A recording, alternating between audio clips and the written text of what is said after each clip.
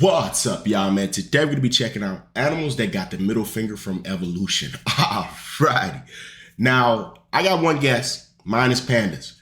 Because I think bamboo is like extremely low in nutrients.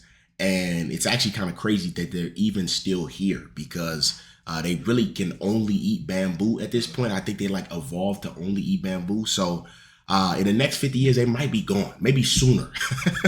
Evolution is a named Emily. That's it, that's the whole intro. Don't get me wrong, the concept of evolution is pretty cool. It's the reason giraffes get to flex their high in the entire animal kingdom. But there are just times where nature and evolution decide to team up and absolutely hoe an animal's entire existence. So here are 10 animals that I personally think got done the dirtiest. It's not exactly in order, but obviously some animals are going to get violated more flagrantly than others. And I say that because if this list were actually in order, the octopus would probably medal at the Oppression Olympics for... well, let me explain. Octopus are highly intelligent and scientists believe they have the same cognitive ability as a 2-year-old human. Which might not seem impressive, but that means octopus are on the same IQ level as some dogs. They're even smart enough to use tools, whether it's using the tentacles of the venomous man-of-war as a weapon, which they actually do, or carrying a coconut around to keep as a travel-sized panic room. But being smart is the only thing they have going for them. First of all, most octopus come into the world as orphans. The mother octopus will spend months guarding and washing her nursery of up to 50,000 eggs. Since it's too dangerous to leave them alone, since there's no daycare underwater, she often won't eat the entire time. Which means once the clutch of eggs are finally ready to hatch, the mother is shriveling, starving, and ready to become initials on a Twitter bio. Struggle doesn't end there. In fact, that's when it starts. These babies the size of a grain of rice have to figure out life in an ocean full of animals that'll actually try to put an end to it. It's so bad that out of the 50,000 children, if more than 2 survive to adulthood, it's considered overachieving. That honestly wouldn't be a big deal if nature didn't already nerf them with their lifespan. It's so ridiculously short that a majority of octopus species that live life to the fullest still won't be alive for their first birthday. Being an octopus means you can be born on New Year's, have a midlife crisis by June, only to be a memory by October. Giving an animal high intelligence just to cut its life after 1 to 2 years just seems like an intentional dick move. Damn, I never knew that, man. And because they have no shell or no armor, they'd honestly be lucky to live that long. Having no real way to defend themselves means a good number of them end up a sea lion's chew toy or a dolphin's frisbee. To be fair, octopus do have camouflage, in some cases highly toxic venom, but for the most part they get bodied by most of the ocean. Yeah, what about the ink? Injury, every octopus you see is probably a virgin because once they get laid, they die. We already saw what happens to the mother, but where the daddy at? Once the male octopus mates, he basically just gives up on life. The male octopus that's catched in his V-card will swim around catatonically until he either gets torn apart by predators or dies of starvation as his body falls apart due to senescence. Not like it really matters because most female octopus are bigger than the males and sometimes they'll attack and cannibalize him during. But one thing's for sure, if his date doesn't put him out of commission, his post-nut clarity will. Octopus don't live long, but for the months they're alive, their entire existence is a jihad. Now you know why Squidward couldn't give a if a paid him. At least with the octopus, it just seems to be really bad luck. They may be a victim of circumstance, but at least you get the idea that nature didn't go out of its way to screw them. Not like with this bird. Kiwi bird is probably the best proof that evolution ain't perfect. This tiny bird is actually part of the rat-type family. And this cookout includes ostriches, emus, cassowaries, and the rhea. But unlike its bigger cousins, this bird that shares its name with a fruit is about 18 inches tall and no more than 7 pounds. It's kind of like having cousins 6'3", 6'4", and 6'6", yet you came out looking like Tory Lanez. Like your family's small enough to fit in an NBA locker room, yet you get it from a chair and stay the same height. But of course, nature wasn't done screwing with this bird because like its relatives, they can't fly. Totally flightless, and despite being related to ostriches, a Jurassic reject, and a bird that literally won a war against Australia, kiwi's about as defenseless as the fruit that got named after it. Basically, you're looking at a bird that can't bird. The kiwi is such light work that they can only survive on islands without any mammalian predators because they're really a couple stray cats away from being put in the history books. Ooh. And somehow, that's not it. Because nature shrunk everything about this bird. Everything except the eggs they have to push out of their body. Despite being about 60 times smaller, kiwis have to deal with eggs nearly the same size as an ostrich's. And at 20% of its body weight, that would be like the average woman birthing a 35-pound baby, with the same equipment. It's such a hell to live that the egg actually rearranges the bird's organs and stretches its ribcage. There's too many things wrong with it for me not to think nature had serious beef with this bird. Especially when you realize the kiwi's closest ancestor was the elephant bird, which was about 10 feet, 1,600 pounds. So yeah, they got nerfed bad. At least they didn't get hit as hard as, say, the sloth. For being completely honest here, the sloth has almost nothing going for it. Yeah, because they insisted on eating nothing but leaves, their diet makes them one of the slowest animals on the planet.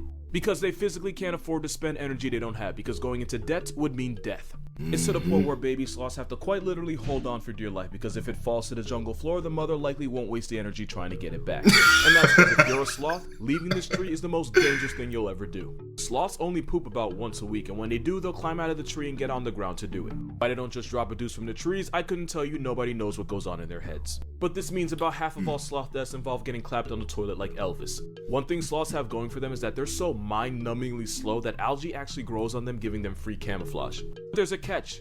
There is always a catch.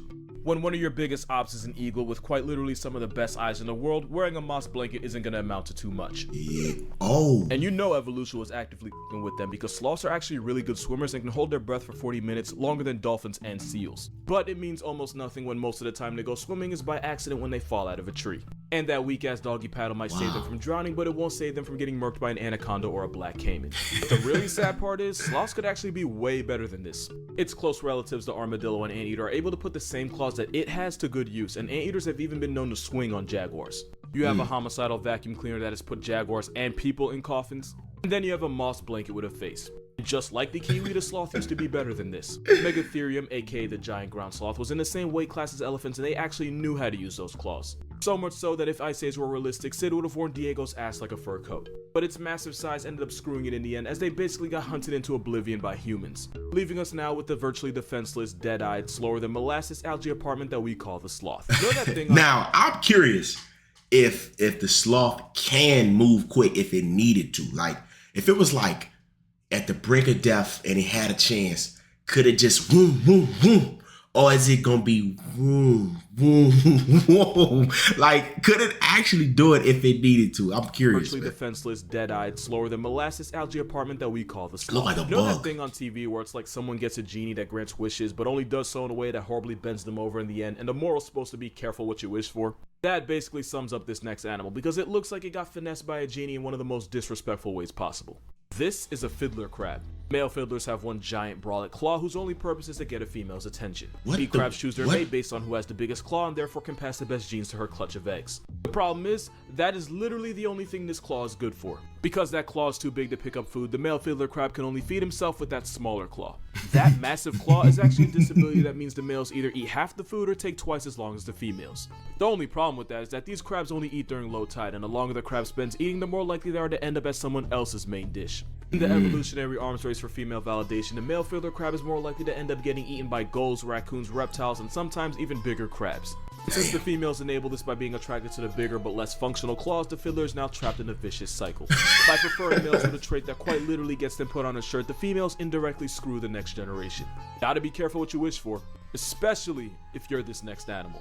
Because the peacock has the same problem on steroids. We can all agree that the peacock is the biggest flexor in the animal kingdom, and rightfully so. And just like with the crab and basically every other aspect of life, bigger is most certainly better. The more colorful and eye-catching, the better the peacock's chances at bagging a pea hen. They'll even shimmy their tail feathers in a way that hypnotizes any female watching. But like I said, never make a deal with a genie. Because the good news is a peacock showing off will always be the center of attention. Bad news is sometimes that attention comes from a 700-pound assault weapon with stripes. Yeah. And because those tail feathers are so heavy, not only can't the peacock see behind itself, even if it does see death coming, it takes them longer to get off the ground and out of the tiger's reach. Just like with the crab, the peacock's biggest flex is often what gets it buried. In a cruel twist from fate, the peacocks that are safer from tigers are usually the ones that get less attention from females. So by having a preference, the peahens doom their future children to a fate of ultimately ending up as a tiger's toothpick. The peacock and fiddler both got handed massive L's from nature, but at least you can see the thought process behind it. Having huge claws and fancy feathers attracts females, so technically it does serve a purpose. In comparison, the Luna moth got shafted for no reason at all. To make a long story short, adult Luna moths don't have a mouth and therefore can't eat. The only thing keeping them alive is the energy they store as caterpillars, but once that runs out, so does their time. Luna moths live for about a week, just long enough to reproduce and doom their children to the same fate of a non-consensual hunger strike. If you ask Google why the Luna moth doesn't have a mouth, it'll tell you because its only purpose is to mate. Which is really nature not giving a fraction about them. Yeah, that's cruel. Question is, what could possibly be crueler? Well, if you know what this is, you probably have the answer. This is a sea louse.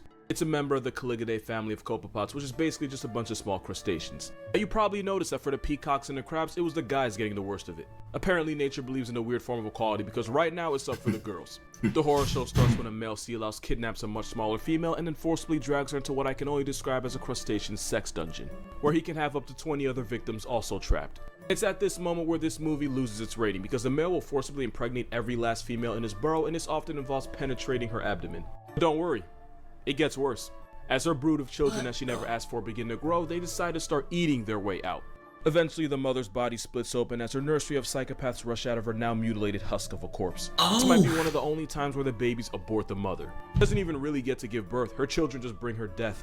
You might be wondering why evolution would even give this nonsense the green light.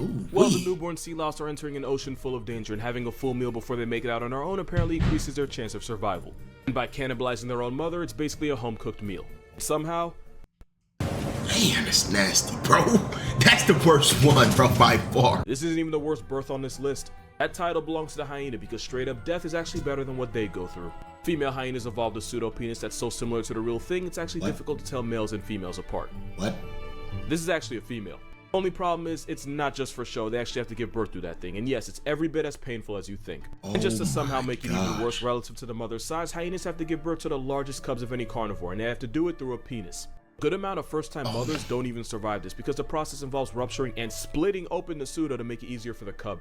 But the cubs don't get it easy either. About 60% of hyena cubs will suffocate on the way out and become past tense before technically even joining the present. And you would think because this directly affects the mother and the cub that evolution would have patched this. But apparently nature and Lion King have something in common when it comes to doing hyenas dirty. Oh my gosh, but if we're talking about an animal that got done dirty, this picture kind of speaks for itself. Matter of fact, this is probably going to be the thumbnail because this is nature at its grimiest. A lot of y'all probably knew this animal is coming just from reading the title, but for those of you that didn't, that was the skull of the babirusa. It's a wild pig found in Indonesian islands like Sulawesi. Yo, bro, they gave the animal a St. Louis arc on his head. Oh my gosh, bro. No, bro. It's a wild pig found in Indonesian islands like Sulawesi. If you already knew that, it's probably because of those teeth. Those tusks penetrate out of its snout only to do a complete 180 and head right back towards its face. If the male babirusa can't wear down this hellish overbite or he doesn't lose them in a fight, then the teeth will end up growing right back into his head, penetrating the skull and ultimately piercing the brain. But the worst part of it all is that by the time it gets clapped by its own dental plan, the babirusa's probably already had children and therefore passed on its bullshit to its kids. It's a lot like Parkinson's. Okay, hear me out. The problem with Parkinson's is that it usually develops late in life, usually around the age of 60. And patients can have it for years without being diagnosed. So by the time they do find out, it's possible they could have already had kids and grandkids that they could have passed it off to. See the problem, right? The only good thing is that it's somewhat rare for a child to inherit Parkinson's from their parents. The babirusa, not so lucky. And as long as females find big tusks attractive, and as long as the tusks only murk them after they've had babies, this pig is going to be screwed eternally and evolution can't even stop it. But when you talk about being sodomized by the fleshy phallus of nature, you're probably talking about cheetahs. If you watch Tier Zoo, if you're watching this, you probably do. You probably heard him say that cheetahs are F-tier garbage that either need to be buffed or just vaulted out of their misery. I love cheetahs, what? I really do, but out of every animal on this list, evolution might have bodied the cheetah the hardest, and for one simple reason. Cheetahs are really fast. That is all they have. Cheetahs are a textbook example of why you should never dump all your evolution points in one skill, because you'll just get bent over in every other aspect of life. Because they're built for speed and absolutely nothing else, cheetahs often get bullied by other predators, especially lions and hyenas. And because cheetahs have to expend so much energy just to make a kill, it forces them to rest right after, which makes it really easy for other animals to just step in and run their pockets. Oh, wow. But for real, if you're a cat and a bird that literally only eats the dead is able to run you off, you got a lot of problems. Worst part is, cheetahs could easily avoid all of this. Leopards are also lightweight solitary hunters that occasionally get their food stolen, but they're able to carry their kills up in trees where they can't get harassed by scavengers. But in the evolutionary race for speed, cheetahs evolved non-retractable claws to use as cleats to keep traction while running. Which is why cheetahs can't climb trees, so they gotta get violated on the ground. Cheetahs are such pushovers that one hyena can successfully rob several cheetahs right in their face and then dare them to do something about it. Cheetahs compromised everything for speed, so now they get to speed run through life. About 70% of cheetah cubs born in the wild will be 6 feet under before their first birthday. And just to add on to that, because why the hell not, thanks to genetic bottleneck, a majority of the cheetah population is highly inbred. What you're looking at is a cat that doesn't really know how to cat. Because instead of roaring like lions, tigers, and leopards, the best this spotted doormat can do is chirp like a bird. Matter of fact, if you YouTube it real quick, you'll find they make every sound that isn't a roar.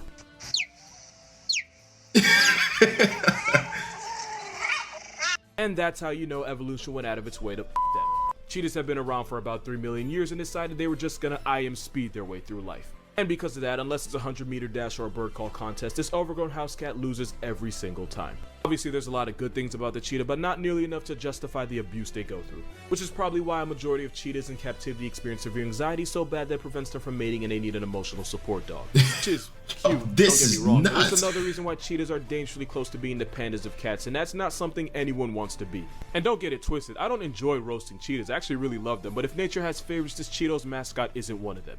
And those are 10 animals that got the middle finger from evolution. I'm not gonna lie to you, this video was low-key a pain to make. So if you like the video and you'd like to support this channel, my Patreon's gonna be in the description, but please, don't give money if you can't afford it. Because honestly, I don't need money, I just wanted to cover my crippling Wendy's addiction. Subscribing doesn't cost you anything, so think about it.